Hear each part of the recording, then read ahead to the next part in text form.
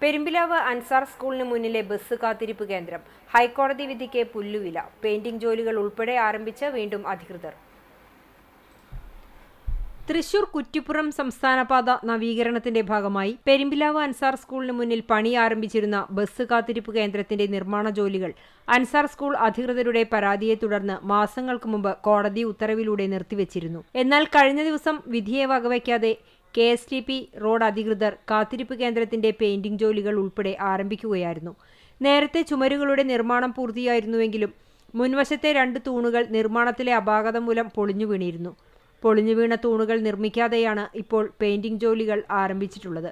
7000-ഓളം വിദ്യാർത്ഥികൾ പഠിക്കുന്ന അൻസാർ സ്ഥാപനങ്ങളുടെ പ്രധാന കവാടത്തിന് തൊട്ടടുത്താണ് പുതിയ കാത്തിരിപ്പ് കേന്ദ്രം നിർമ്മിച്ചിരിക്കുന്നത്.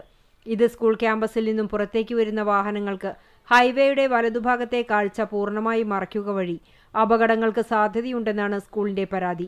40ഓളം സ്കൂൾ ബസ്സുകളും അനുബന്ധ വാഹനങ്ങളും സർവീസ് നടത്തുന്ന സ്ഥാപനമാണിത്. സ്കൂൾ സമയങ്ങളിൽ KSRTC അടക്കമുള്ള ബസ്സുകൾ കാത്തിരിപ്പ് കേന്ദ്രത്തിന് മുന്നിൽ നിർത്തുന്നത് വിദ്യാർത്ഥികളുടെ സുരക്ഷയ്ക്ക് ഭീഷണിയാണെന്നും സ്കൂൾ അധികൃതർ ചൂണ്ടിക്കാട്ടുന്നു. നിലവിലുള്ള നിർമ്മാണം ഒഴിവാക്കി അൻസാറിന് സമീപത്തു തന്നെ നിലവിലുള്ള പഴയ കാത്തിരിപ്പ് കേന്ദ്രം പുനർനിർമ്മിക്കണമെന്നാണ് അധികൃതരുടെ ആവശ്യം.